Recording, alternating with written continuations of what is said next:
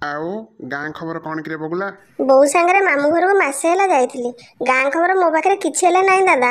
ତମ ପାଖରେ କ'ଣ ଅଛି କି କହିବ? ଖବର କିଛି ଭଲ ନାହିଁ ରେ ବଗୁଲା। ଖବର କଥା ଭାବିଲେ ମନ ଚହଲି ଯାଉଛି।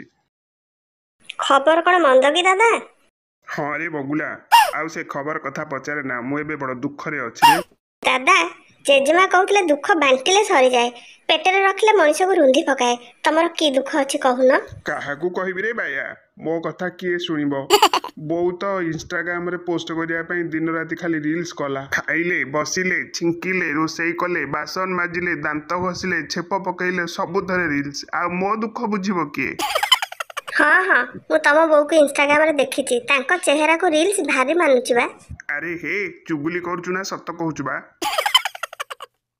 ତମ ବୋଉ ବୁଢୀ ବୟସରେ ଝଲମଲ ହଉଛନ୍ତି, ଏଥିରେ ଚୁଗୁଲି କରିବାରେ କ'ଣ ଅଛି? ତୁ ଯାହା କହରେ ବଗୁଲା, ମତେ କିନ୍ତୁ ଏସବୁ ଭଲ ଲାଗୁନାହିଁ। ଯୋଗକୁ ମୋର ବାହାଘର ହେଇନି। ନହେଲେ ଘରେ ବୋଉ ଥାଇ ମୋ ବୋଉ ଯଦି ଏମିତି ହଉଥାନ୍ତା ନା, ଘରେ ଡେଲି ଡେଲି ରାମାୟଣ ମହାଭାରତ ଲାଗନ୍ତା। ଦାଦା, ତମ ବାହାଘର ଭୋଜି କେବେ ଦଉଛ କି? ଆରେ ବଗୁଲା, ସେ କଥା ଆଉ କହନା। ତେଣ୍ଟେଇ ଘର ତେନ୍ତୁଳିକି ନଜର ପକେଇଛି ଯେ ସେ ଶଳା ପଟିଲା ବେଳକୁ ବିକଳିଆ କଙ୍ଗାରୁ ଷେଣ୍ଢ ପୁରେଇ ଦଉଛି। ଆଉ ଗୋଟେ କଥା ତୁ ଜାଣିଲୁ ନା ନାଇଁ ଯେ? ଆଉ କୋଉ କଥା କି ଦାଦା? ଆରେ ସେ ଶଳା ବିକଳିଆ ବିଚିତ୍ର ଜୀବ କଙ୍ଗାରୁକୁ ଏବେ ଗୁଲୁଆ ସାଥି ଦଉଛି। ଦୁଇ ଜଣ ମିଶି ମୋ ଅବସ୍ଥା ବାର ବଜେଇ ଦେଲେଣି। ଯେତେ ଥର ତେନ୍ତୁଳିକି ପଟେଇବାକୁ ଚେଷ୍ଟା କରୁଛି ସେତେ ଥର ଫେଲର। ସେଇଟା ଫେଲର ନୁହେଁ ଦାଦା, ତାକୁ ଫେଲୁଅର କହନ୍ତି। ଆରେ ତମେ ସବୁ ପଢା ଲେଖା ପିଲା, ପାଠ ଆରମ୍ଭରୁ ଇଂରାଜୀ ପଢୁଛ। ଆମେ ତ ମୂର୍ଖ ଲୋକ ନା, ଶୁଣି ଶୁଣି ଯାହା କହିବା କଥା ଆଉ। ହଁ ଦାଦା, ସେଇଟା ସତ କଥା ଯେ। ଆରେ ବଗୁଲା, ତୁ ଟିକେ ଗୁଲୁଆକୁ ବୁଝା। ସେ ପିଲା ଲୋକଟା କଙ୍ଗାରୁ ସାଙ୍ଗରେ ପଡ଼ିଲେ ଖରାପ ହେଇଯିବ ଯେ। ହଉ ହଉ ଦାଦା, ମୁଁ ତାକୁ କହିବି। ହେଲେ ସିଏ ମୋ କଥା ଶୁଣିବ କି ନାହିଁ ଜଣା ନାହିଁ। ତଥାପି ଟିକେ ଚେଷ୍ଟା କରିକି ଦେଖେ।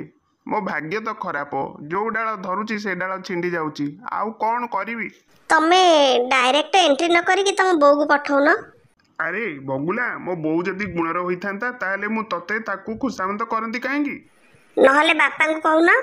ତାଙ୍କ କଥା କହନା।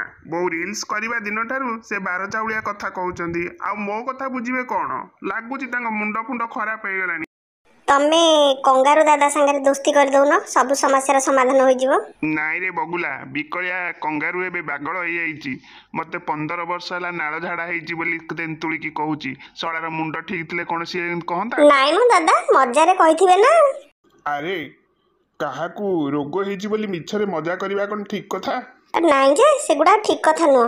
ହଉ, ଏବେ ତମେ ଏଥର ଯାଅ, ମୁଁ ଟିକେ ମୋ ସାଙ୍ଗମାନଙ୍କ ସାଙ୍ଗରେ ଦେଖା କରିକି ଆସୁଛି। ହେଇଟି ମୋ କଥା ଭୁଲିବୁନି ଟି? ମୋର ତ ଫଟା କପାଳ, ଯୋଡ଼ିବା ପାଇଁ ଆକୁ ତାକୁ ଖୁସାମନ୍ତ କରିବା କଥା ଆଉ। ହଁ ହଁ, ମୁଁ ମନେ ରଖିଛି।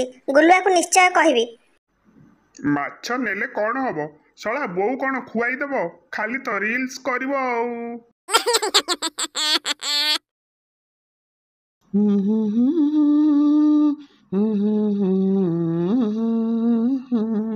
ଦାଦା ଦାଦା, କ'ଣ କେତେ ବଡ ବଡ ମାଛ ଧରିଛ ଦାଦା?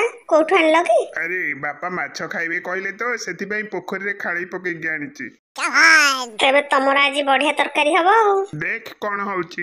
ଭଲ ତରକାରୀ ହଉଛି କି ଆମକୁ ଉପାସ ରହିବାକୁ ପଡୁଛି? କାଇଁ, କ'ଣ ପାଇଁ? ଆରେ ବଗୁଲା, କାଲି ତୋ ସାଙ୍ଗରେ କଥାବାର୍ତ୍ତା ହେଇ ଗଲା ପରେ ହାଟରୁ ଶାଗ କିଣିକି ନେଇଥିଲି। ଭାବିଥିଲି ପିଆଜ ଦେଇ ଶାଗ ଭାଜିଲେ ପଖାଳ ଗଣ୍ଡେ ଖାଇବି।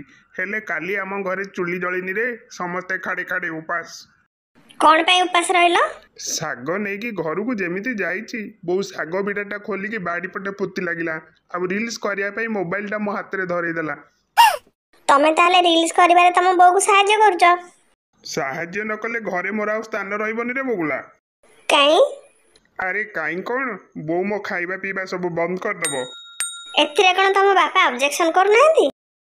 ନାଇଁ ରେ ବଗୁଲା, ମୋ ବୋଉ ରିଲ୍ସ କରିବା ଆରମ୍ଭ କରିବା ଦେଖିଲେ ମୋ ବାପାଙ୍କର ପିତ୍ତ ଉଠିଯାଏ, ବାଉଳି ଚାଉଳି ହୁଅନ୍ତି।